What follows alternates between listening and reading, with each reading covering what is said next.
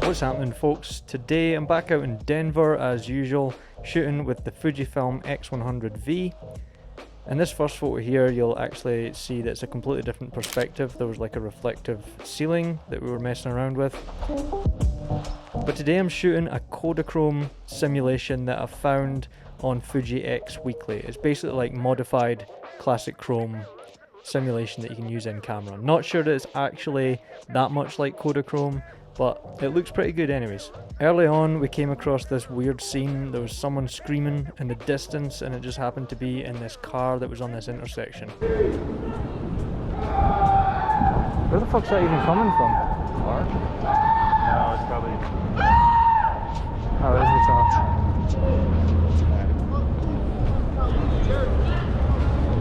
So we hung around here for a while. The cops arrived pretty much as soon as we got there. It was all pretty calm, but this guy with these weird glasses and this like magnifying thing on the top of them is what sort of like grabbed my interest and made me hang around. So I was trying to get an interesting shot with him, but he was in the shade and it was really bright in the background.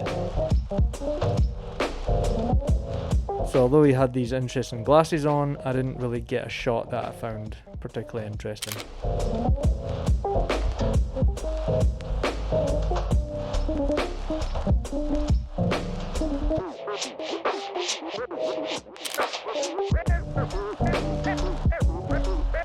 Just after we moved on, I saw this woman walking out in this really cool, interesting safari type hat, and there was a nice reflective window in the background. Didn't really turn out nice, but it was worth a shot. Here I was spraying and praying, as they call it, where I'm just shooting pictures walking through this intersection, hoping that something with all these people would come together, but nothing really happened. There wasn't enough separation between them, and there wasn't really any interesting action going on either.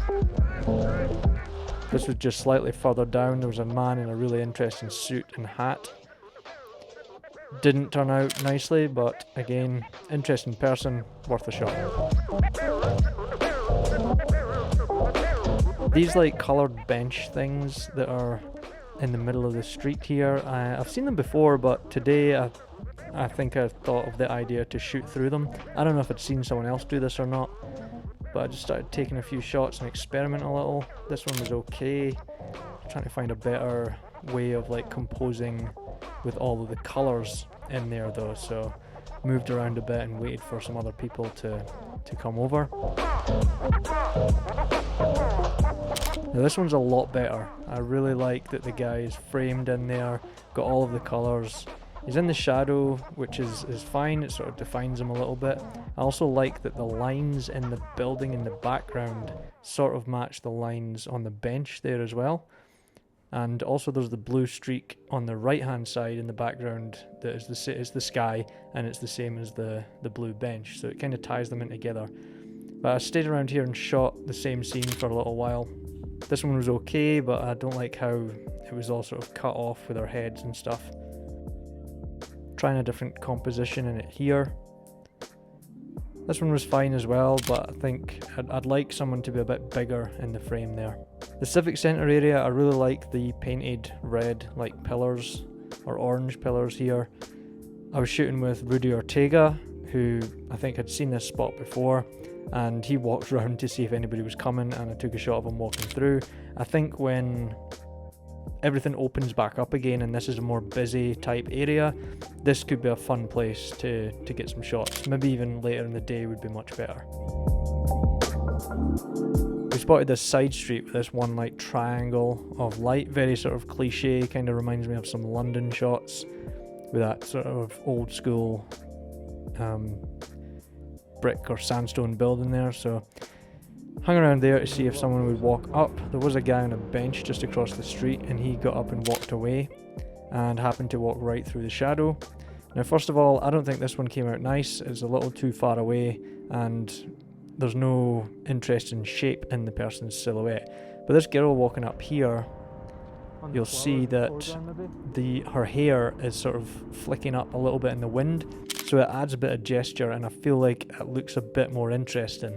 It is still that cliche sunspot and shadow walking through, but I put those flowers in the foreground to try and add a little bit of extra interest, and I think it came out okay. It's not gonna win any awards, but this is the kind of pleasing Instagram shot that you might sort of fall back onto, and I think it's important sometimes just to get these out of your system. If you see it, shoot it and move on. But that being said, there's nothing wrong with shooting these kind of photos if that is what you like as well.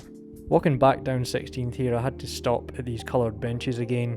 I saw this guy with a red shirt and blue pants in the distance. I also saw a girl with a yellow dress, and I really hoped that they would all be in the frame at the same time. However, it didn't really work out that way. She stopped, so I just got the guy in the red and blue, but there was also another person who was silhouetted passing through there, and I really liked how this one came out. Actually sort of straightened the lines up for Instagram and whatever, but as I said, this is the straight out of a camera picture. I think I added about 1/3 of a stop of brightness with the raw conversion here. But this one was my favourite photo of the day, and I'm really happy with that one. Although I do think I can do a lot better in this spot, so I'm gonna keep an eye on it regularly and always sort of come past it. This one here, guy was like wearing a toga. I don't know why he was wearing a toga, I'm not sure. I think he might have been homeless, I'm not sure. I feel a little bit bad now. There's a potential missed shot there. There's a guy hosing down the sidewalk. You see the reflection in the water. I don't know if I just had the wrong angle or was too busy talking to notice. These people coming through this interesting light on this bridge as well. I'm just trying things out, not necessarily sure what I'm going for. Just these two guys had the same coloured shirt on, so that was why I shot this one. This was on a different day. We spotted this guy who was feeding all of these pigeons, and we went down, we spoke to him. He let us take some pictures, and he actually gave us some bread to feed the pigeons with ourselves there. You can see Rudy on the right taking his picture, getting up close. So we're like balling up all these little pieces of bread and tossing it out to the pigeons, and that was kind of helping get them close to us. Now it was much harder than I expected to get them to actually come up to us. They didn't want to land on us or anything like that, but I did manage to get some of them coming up pretty close, and although the GoPro doesn't point towards where my camera was, these were some of the photos that I got. What I liked about this one was almost separation between all of them. I wish there was another pigeon or something kind of in the middle, that space there.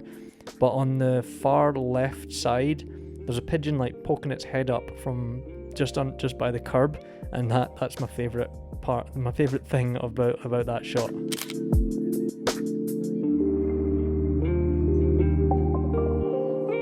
Rudy suggested this spot under the bridge, and there's a nice sort of like nice beam of light there. You can get that good light and shadow style stuff.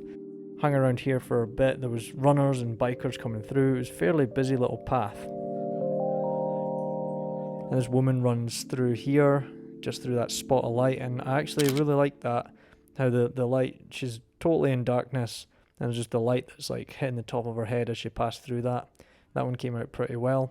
I was trying some other stuff and couldn't quite get what I was looking for until I went to the other side and just waited on something or a biker or something passing through, and I quite like this composition of this one, even though it does have that stereotypical light and shadow thing. There's something I like more than some of the other ones about this. I don't know if it's the more interest in the light areas, the sort of like slow transition into darkness under the bridge. Whatever it is, I think it's cool. And that was the last shot that I got that I really liked. If you enjoyed this video, hit that like button, drop me a comment down below, let me know what you thought, let me know what one was your favourite. I tried to number the pictures this time. I may have screwed up some of the numbering because I decided to take some of the pictures out at the end. And yeah, thank you very much for watching, and I'll see you in the next video. Cheers.